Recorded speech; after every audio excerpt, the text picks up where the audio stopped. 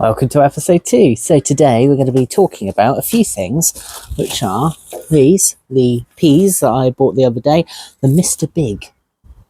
Don't know what makes them Mr. Big compared to Mr. Little.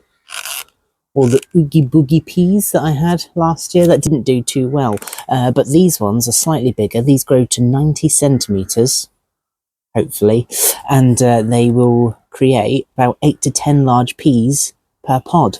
Now last year when I did it, I think I only got about, 3 or 4 little peas in a pod, so hopefully that will be something to look forward to.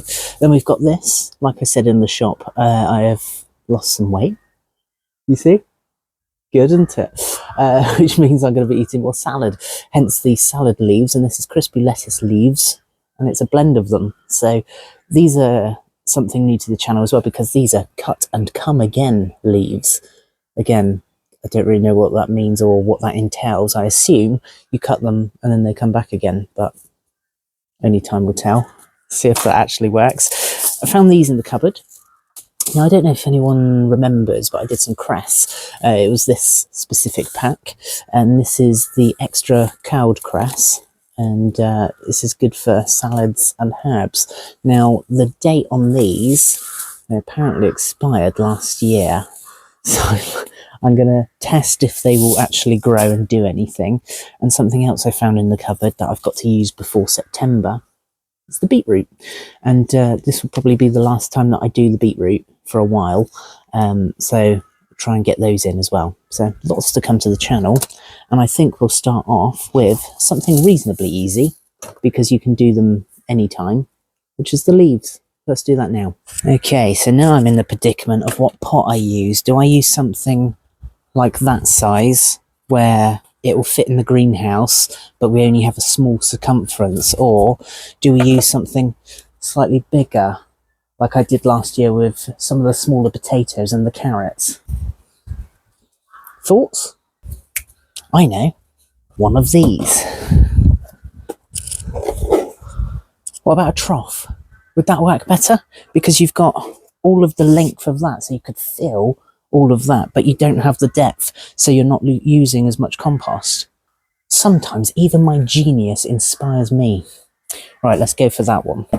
What I'm going to do is I'm going to take a little bit of a risk this time round, because what I'm going to do is I'm going to use some of the older stuff that we got from our own compost bin, and what we did was we bagged it up and we put it in this bag here.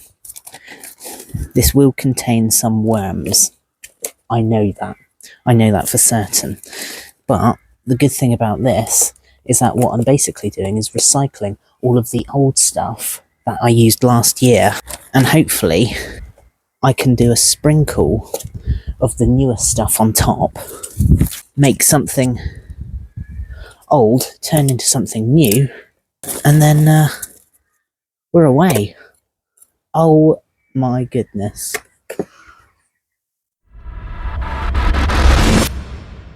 Oh! Look how big that is. It's massive. Let's pop him in the lavender behind. Because although worms are really good at decomposing and making new compost, that is not something I'd be happy with having in with my new lettuce leaves. So I'm just going to break that up like that and leave enough room on top just to put some new stuff on. Just going to open up this another new bag that we got at the garden centre. We were going to go to the garden centre today actually, but we're going to be occupied with other things, such as doing some chores in the house and also planting some leaves. Now what I'm going to do is I'm just going to take a couple of sprinkles of the new stuff. I'm going to put it on top just like this, just to hopefully separate some of my compost that I created, and just to give a little spruce up of the old stuff with a bit of the new, because I imagine the new stuff contains lots of new minerals and nutritional bits that some of my older stuff probably wouldn't have had. And there we have it, just like that. So now what I'm going to do is I'm just going to open up the seed packet. Got to be careful with some of these because some of them don't have an inside packet. It really depends what seeds you're buying, because they'll just put it in one packet otherwise. It's alright, this one has a separate one inside, so we're all good here. I have an average of about 500 seeds to play with on this occasion. So what I'm going to do is I'm just going to shake the packet down, tear it open like so, and then, well, that's magical. So these seeds look totally different to what I've previously done before. You see them? I'm going to save half a packet there. Now I'm just going to take a little sprinkling and just hopefully, oh, it is a bit windy today, just try and do it as evenly as I can. That was not very even. Another little sprinkling. I don't know how many you're meant to use in one pot, but this seems like quite a lot now. Now what I've done is I've just gone up to there in the pot with the leaves. What I'm thinking of doing is maybe using this section down here to test out the cress, because obviously cress grows back as well at some point. You start picking it off. Well, it certainly did last time. I don't know if it's meant to, but last year when I picked some off, it started to grow again. So what I'm going to do is I'm going to try planting some of the cress seeds that are apparently out of date, and we'll try and see if we can germinate these just at the other end. Look at those. They look weird, don't they? Bright orangey brown colour. Again, I'm just gonna, where did I get to? I think it was about there. And then I'm just gonna take a little pinch and I'm just gonna sprinkle them like that. And just make a bed of cress at the end of the lettuce. I'm looking to get rid of them all, but I don't want to make too much where it overpowers some of the leaves. That is a lot, actually. I think I've done too many in that bit. Okay, never mind. We'll see how it does, because it might do nothing, but at least then we'll still have a good section of the leaves. So now you can see all of the seeds for the leaves are planted in there, and I've put some little finger holes there to try and separate it. I'll see if I can come up with some sort of barrier for them, but then you can see all of the orange seeds there for the cress. I'm going to cover this up with a little bit of topsoil, top compost, and then hopefully give it a little water and start growing immediately.